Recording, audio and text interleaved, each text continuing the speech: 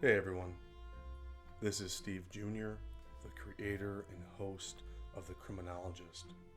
This episode is the story of a missing woman, Randa Jawhari, who went missing on February 11th of 2009 at the age of 42 and would be 55 years old today.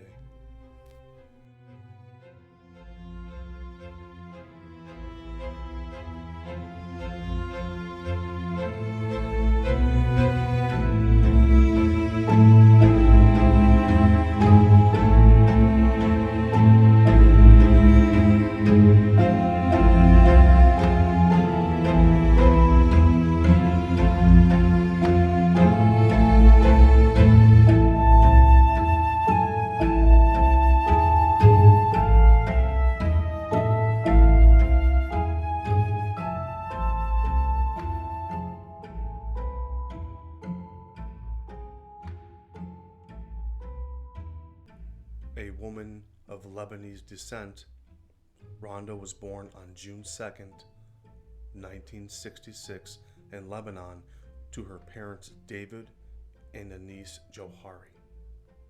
Randa was one of several siblings, and the family would eventually move to the United States during Randa's childhood. Randa was a talented young woman who grew up to have an artistic sense, having written a book and also performed as an extra in multiple movies throughout her adult life. Overall, Randa was described as an exceptionally talented woman by anyone that truly knew her. Unfortunately, like many others in our society, Randa struggled with severe mental illness, having been diagnosed with bipolar disorder. Randa had a daughter, Madeline, that she was eventually unable to care for due to her mental illness. Randa's mother would at some point take custody of Madeline, who was 5 years old at the time of Randa's disappearance. Randa eventually found herself living in Fenton, Michigan, a smaller, quieter city with a population of roughly 11,000 people, 20 minutes south of Flint, Michigan, and 1 hour northwest of Detroit, in an apartment complex on Shiawassee Avenue. The last 3 instances of confirmed communication with Randa were all made on the day before her disappearance, which would be February 10th of 2009. First, a Fenton police officer made contact with Randa at approximately 10 a.m. on the 10th after receiving a 911 complaint that a woman, Randa, was aimlessly wandering and begging for money at a McDonald's restaurant very close to her apartment. The Fenton police officer ultimately drove Randa back to her apartment, and that is essentially the extent of that police contact. Randa's mother then reportedly took Randa out to dinner and also brought her back to the apartment. While at the apartment, Randa's mother then meticulously laid out Randa's clothing for the next day. Randa last spoke to her sister, Fadia, by telephone at approximately 11:30 p.m. on February 10th. Randa reportedly told Fadia that she was going to bed, and as far as we know, that was the extent of that conversation. Fast forward to February 11th, Randa was scheduled to be picked up at 8 a.m. at her apartment by a public ride service called Your Ride. It should be noted that Randa often relied on this ride service for transport. The driver would eventually leave after Randa never answered the door. Randa's mother dropped Madeline off at school that morning and then went to Randa's apartment at approximately 8:30 a.m.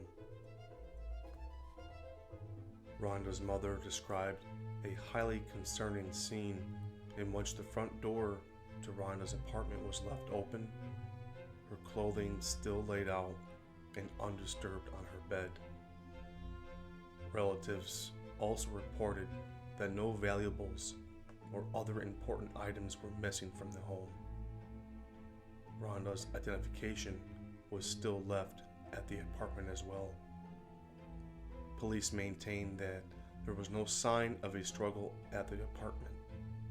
Law enforcement also spoke with multiple neighbors who did not report any suspicious activity on the night of Randa's disappearance. Randa seemingly vanished without a trace that day. Neither family nor friends have heard from Randa since. Law enforcement's investigation has uncovered little to no evidence, or at least none that have been reported to the public. Reportedly, the security camera footage reveals little to no tangible evidence either. What the footage at the apartments did reveal from a dark, low-resolution video is an unidentified vehicle entering the complex and then heading towards Randa's apartment. This footage was captured from 5 a.m. of February 11th. Though nothing else could be discerned from this footage, and the vehicle is not assumed to be involved in Randa's disappearance. Law enforcement and volunteers conducted an exhaustive search, combing through nearby fields and other areas of interest immediately following Randa's disappearance. More than 100 volunteers assisted in this search, to include the volunteer Canine One Search and Rescue Group.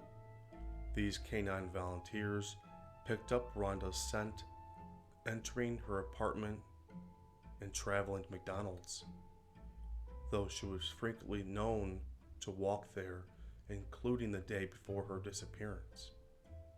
Nothing of interest was reported to have been found by law enforcement search. Police did eventually release a sketch of an unidentified person of interest, a male, in Randa's disappearance. This man apparently accompanied Randa to numerous doctor's appointments and hung out with Randa frequently in the months leading up to Randa's disappearance. Police described this male as clean-cut and possibly being 30 to 35 years old. Police further explained that this man is not considered to be a suspect in Randa's disappearance, though law enforcement still wishes to speak with him regarding her disappearance. There are many details about Randa that make this case very difficult and frustrating. Among these details are the fact that Randa apparently did not own a cell phone, did not own a vehicle, did not possess a valid driver's license, and was financially destitute at the time of her disappearance. In a way, this makes her contact with police the day prior very explainable, as she was known to often travel by foot. Regardless, Randa was still known to keep in close contact with her family, and her relatives also kept in contact with her as well. Her case remains unsolved to this day. Randa is a white female of Lebanese descent. She has brown hair. She is 5'1", approximately 100 pounds, and she would be 55 years old today. According to a retired detective, Randa was known to frequent the city of Flint, Michigan, and did not consistently take her prescribed medication. It is possible that she could still be in the Flint area, though foul play is suspected by law enforcement. Anyone with information can submit an anonymous tip to the Fenton Police Department using their website, cityoffenton.org, or calling 810-629-5311. Anonymous tips can also be submitted to the Crime Stoppers website, crimestoppersofflint.com, or 1-800-SPEAK-UP.org.